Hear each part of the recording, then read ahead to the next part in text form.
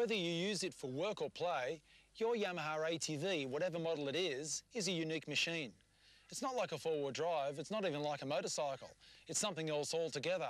And to get the most out of it, you need to get to know your ATV. Safety is the watchword with any ATV. The power, performance and flexibility of these machines gives them the capability to tackle all sorts of terrain, weather conditions and difficult situations. And because of this, there can be the temptation to push beyond the limits. The results can lead to injury or death. And that's what this video is all about. Accidents on the farm or on the trail are just too common, so make sure you don't add to those statistics. Whether you're a novice or an old hand, you can benefit from the message in this video. Some of it might seem pretty basic, but frequently it's the most basic things that are overlooked and are the very things that bring you unstuck. Sometimes you may come up against a situation you don't expect, and it's too late to learn when you're in it. Better to be prepared. So do yourself a big favour. Spare a few minutes to sit down and go through this video. Replay parts that you need to get clear on and take a refresher look at it from time to time. Anything that helps you ride more safely is time well spent.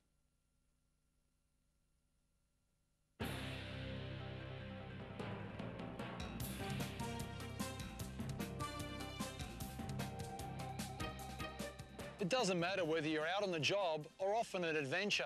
The right sort of clothing is essential to personal comfort and protection. For example, if you're heading off-road for fun, you need to invest in a full pro outfit. Off-road type, over-the-calf, ATV or motorcycle boots provide optimum protection for feet, ankles and legs. Off-road pants and a long sleeve top are both comfortable and a safeguard against cuts and scratches from the bush. For extra protection, you can add knee, elbow and shin pads, and even a chest protector. Off-road gloves that have padding over the knuckles are your best bet for hand protection and the more efficient wet weather grip.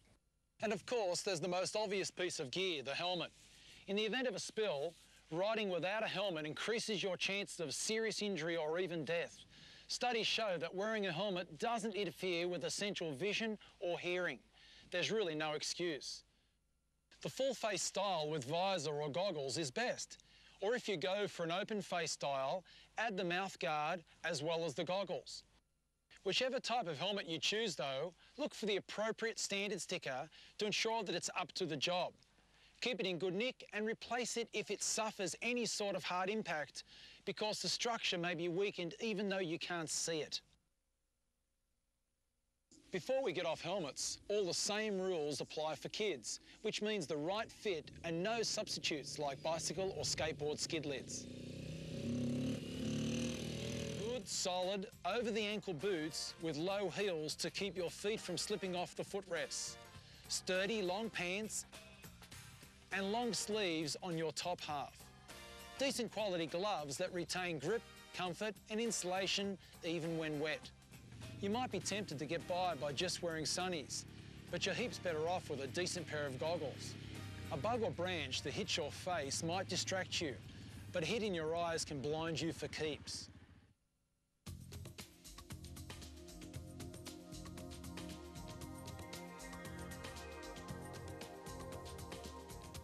Riding an ATV involves a lot of body movement, so it is a good idea to reduce the risk of muscle strain and injury by running through some basic warm-up and stretches before you get going. The best idea is to do a bit of a walk around to get your body warmed up, then gently stretch all your main muscle groups: legs, arms, lower back, shoulders, neck and wrists. Hold each stretch for around 15 to 20 seconds and don't force it past your natural limits.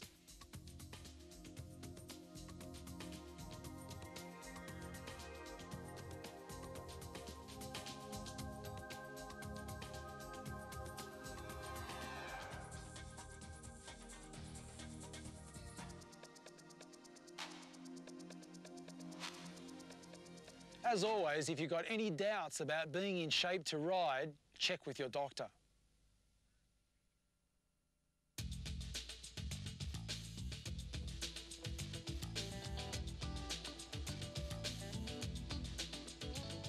Maybe it sounds like stating the obvious, but you should get to know your ATV from top to bottom, front to back. Read the manual carefully and go over the machine thoroughly so you know where every control is and how it works. There are also riding tips, load limit information for the carrier, as well as towing guidelines. It's a good idea to run a sort of a pre-flight check of the machine, and to make it easier, you can follow a system called T-clock. T-clock means tyres and wheels, controls and cables, lights and electrics, oils and fuel, chain, drive shaft and chassis. Tyres and wheels. Check the pressures are correct all round. Tyre pressure has a big effect on ATV handling, and as pressures are down in the 3 to 4 psi range, you'll need a special tyre gauge. Look for any cuts or gouges that might cause leaks or failure. Check the wheel nuts and axle nuts are tight and secure. Controls and cables. Make sure throttle and the other cables are in good shape and operate smoothly. Get on the brakes and see if they work smoothly and are within easy reach and adjusted as per the manual. If there is a foot shifter, make sure it's firmly attached and positioned for easy operation. Lights and electrics. Try your ignition switch by flicking it off and on during warm-up.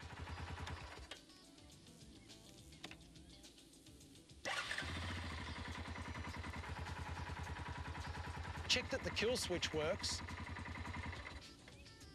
and see that the headlight and the tail lights work, just in case you get caught out after dark. Don't get stranded because you've run out of fuel or oil. Check that you've got a full tank and that oil levels are up to the mark.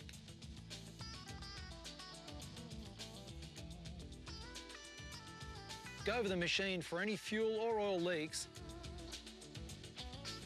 The chain and sprockets are a vital link between engine and wheels. Lubricate them regularly and make sure the chain is adjusted properly as per the manual, with no excessive slop.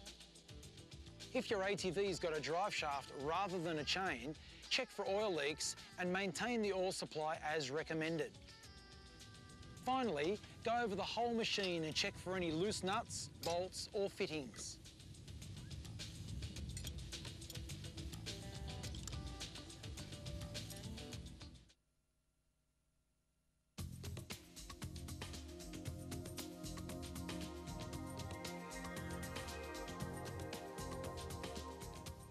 If you're taking the high road to adventure or even working at some distant corner of the property, you'll need to be self-sufficient in the case of an emergency, whether a breakdown or an accident. It pays to carry a toolkit that goes beyond the basic one supplied with the machine. A compact survival kit is a good idea too, the sort of thing a bushwalker would carry.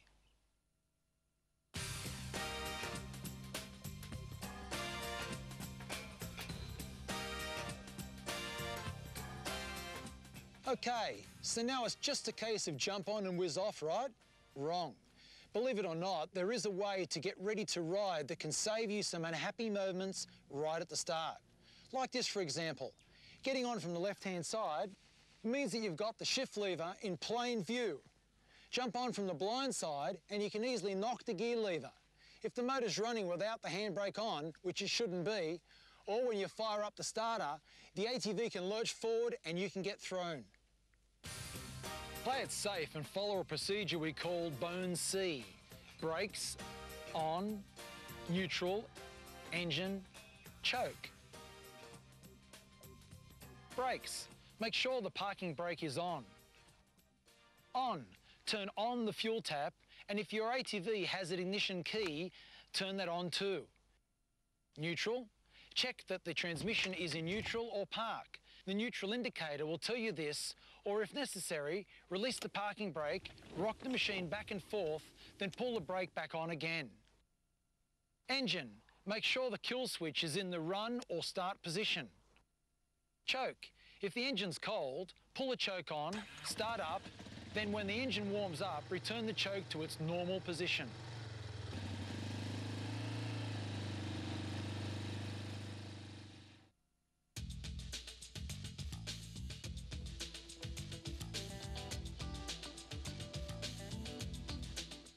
To begin with, sit comfortably central on the seat.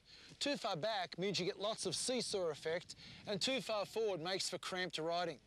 Midway lets the machine work around you as a centre point. Have your head and eyes up, look well ahead. Keep your shoulders relaxed and back straight. Elbows should be bent, slightly out away from your body and above the level of your hands on the handlebars.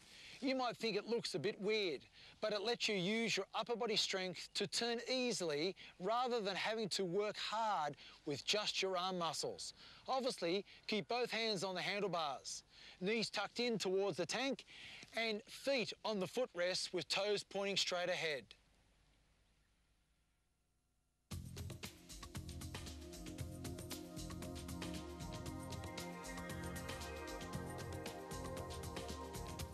Turns are one of those simple manoeuvres that can go very wrong if not properly executed. So it's a good idea to lay out a practice area and work on your turns until you've got the techniques down pat. Basically, you need to shift your body around and not just the upper body. Use your whole body to get the weight forward and to the inside of the turn. Turn the handlebars while looking towards the inside of the turn. As you increase speed or turn more sharply, get your weight even further towards the inside of the turn to maintain balance. Sharper turning or turning at higher speeds uses the same principles. It's just that you'll need to react quicker and lean more towards the inside of the turn to counteract the centrifugal forces.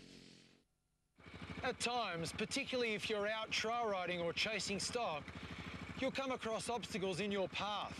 This means fast reaction, still using the weight shift concept to change direction, but with a couple of little extra tricks.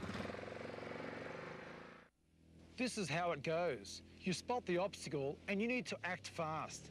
Keep your feet on the footrest for maximum control and raise slightly off the seat without standing. Then as you shift your weight, give a short burst of throttle. Look well ahead and let the ATV move underneath you. Of course, if you feel any sign of tipping, drop your speed and straighten the handlebars and lean more into the turn.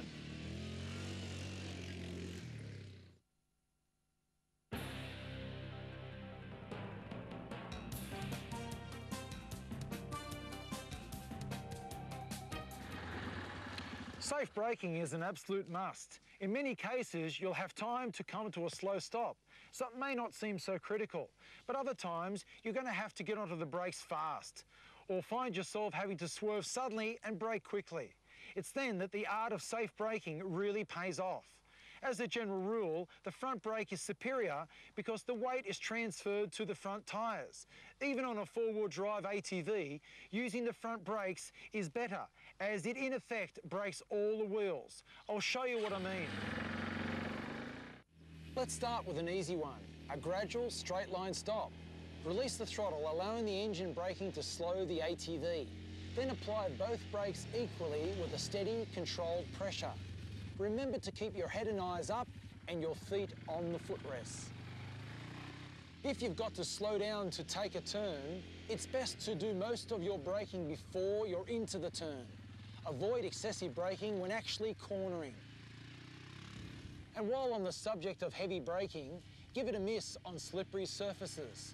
In those conditions, apply both brakes lightly and keep your eyes open for the area that offers the best possible traction. To reduce the potential for nasty surprises, always ride within your ability. Slow down as you crest a hill or go into a turn, and never ride past your limit of visibility. If you have to get onto the brakes fast, use your body weight to maintain balance. Use both brakes. Keep your feet on the footrests, and if you accidentally lock up the wheels, ease off the brakes a touch and then apply them again